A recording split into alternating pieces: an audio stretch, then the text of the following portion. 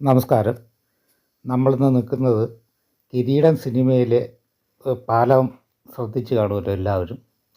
അപ്പോൾ കിരീടം സിനിമയിൽ മോഹൻലാലും ശ്രീനാഥും കൂടെ ഒരു സംഭാഷണം ഈ പാലത്തിൻ്റെ മേളിൽ വെച്ചുണ്ട് കിരീടം സിനിമയിൽ.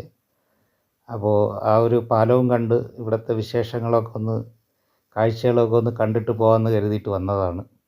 എൻ്റെ വീട് ഇവിടെ അടുത്ത് തന്നെ, ഒരു 10 കിലോമീറ്റർ വരും. അപ്പോൾ ഇവിടുത്തെ നല്ല മനോഹരമായ പ്രകൃതി ഭംഗിയും ഈ സിനിമയിലൂടെ പ്രസക്തമായ സ്ഥലമാണിത്. ഇതിനു മുമ്പേ തിലകൻ സാറിൻ്റെ ഒരു സിനിമ ഉണ്ടായിരുന്നു. ഒരു സിനിമയിൽ ആ പേര് ഓർമ്മയില്ല. ഇത് പറയുന്നത് തിലകൻ നഗർ എന്നാണ് പറയുന്നത്. ഫസ്റ്റിലെടുത്തത് തിലകൻ സാറാണ് ഇവിടെ വന്ന് ഷൂട്ട് ചെയ്തത്. തകര എന്നാണ് എൻ്റെ ഓർമ്മ ശരിയാണെങ്കിൽ.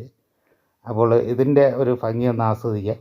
അത് കഴിഞ്ഞിട്ട് നമുക്കിവിടെ എത്തിച്ചേരാൻ പറ്റുന്ന സ്ഥലവും റൂട്ടും ഇതിൽ കൂടെ നമുക്ക് പറയാം.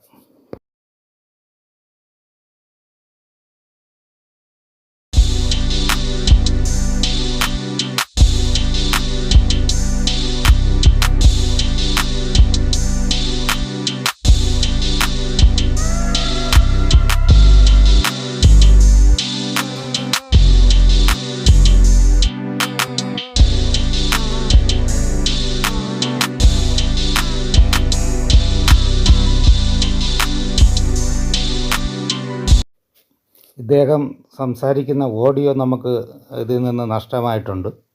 അപ്പോൾ അദ്ദേഹം പറഞ്ഞത് ഞാൻ ഈ വീഡിയോയിൽ കൂടെ ഞാൻ വിശദീകരിക്കാം. അപ്പോൾ ഈ കിരീടം പാലം എന്നറിയപ്പെടുന്ന ഈ പാലം സ്ഥിതി ചെയ്യുന്നത് പുഞ്ചക്കിരി എന്ന് പറഞ്ഞ സ്ഥലത്താണ്.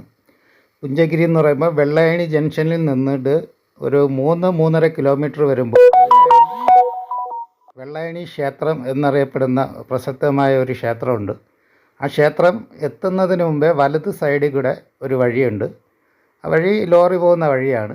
അവിടുന്ന് ഒരു 1.5 കിലോമീറ്റർ പോകുമ്പോൾ പുഞ്ചക്കിരി എന്ന് പറഞ്ഞ സ്ഥലത്തെത്തും. ആ പുഞ്ചക്കിരി നേരെ വന്ന് കയറുന്ന ഈ ബണ്ട് റോഡിൽ വരുന്ന സ്ഥലമാണ് ഈ കിരീടം പാലം സ്ഥിതി ചെയ്യുന്ന പുഞ്ചക്കിരി.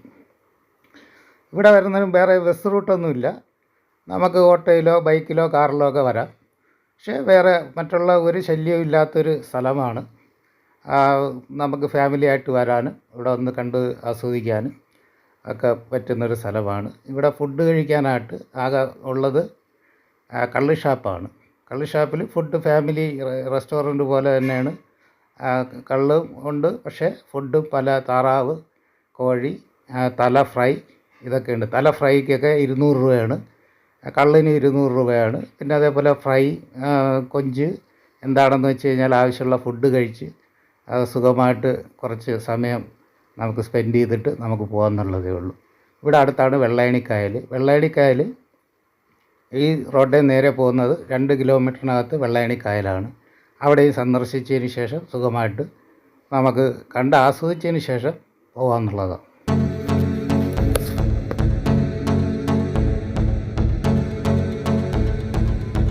ഇപ്പം വെള്ളയണി എന്ന് പറയുമ്പോൾ നമ്മുടെ തമ്പാനൂരിൽ നിന്ന് വരണമെന്നുണ്ടെങ്കിൽ കരമന കഴിഞ്ഞ് പാപ്പനംകോട് കഴിഞ്ഞ് കാരയ്ക്ക മണ്ഡപം കഴിഞ്ഞ് അടുത്ത ജംഗ്ഷനാണ് വെള്ളയണി.